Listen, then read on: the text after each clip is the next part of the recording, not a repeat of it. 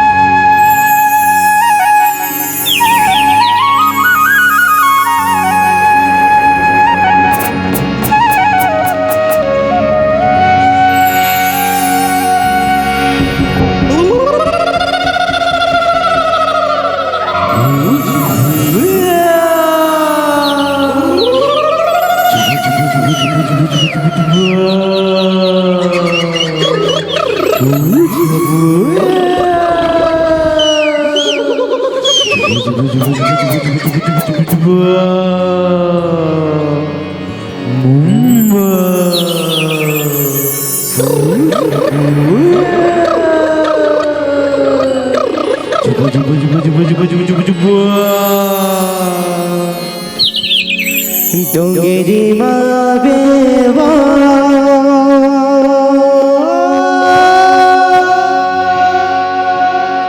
डोंगरी मावे ना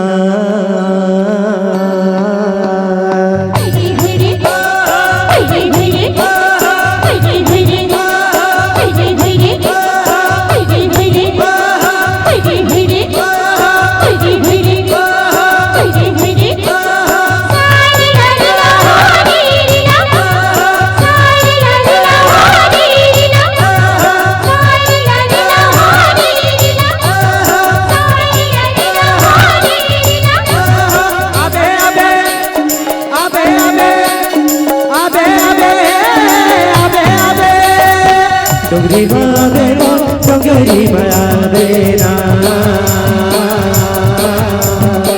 डोंगरी माहो रे डोंगरी माहो डोंगरी मावे वो डोंगरी मावे ना डोंगरी माहो रे डोंगरी माहो तो ना खवा दे चाय ये मन भोला डोंगरी मावे ना आवाज तेरी चाय ये मन भोला डोंगरी माहो तो ना खवा दे चाय ये मन भोला डोंगरी मावे ना भोला आवाज तेरी चाय ये मन भोला डोंगरी माहो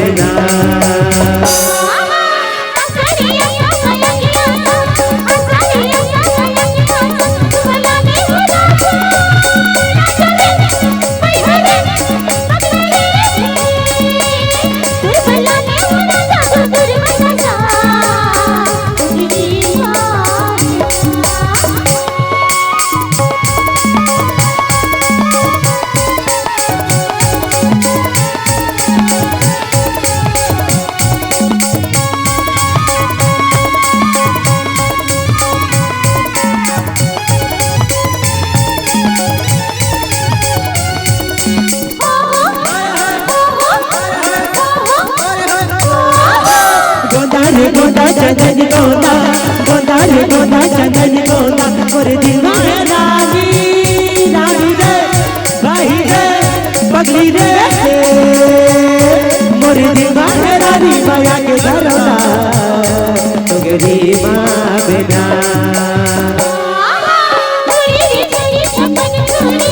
चोरी रे चोरी छप्पन चोरी बोला ले जा पे जाई राजा रे हाय हाय रे बोला ले जा पे जाई बोला के चोरी डोंगरी माँ हाँ तुला कबाऊ तेरे चार कि मन भरा डोंगरी माँ बिना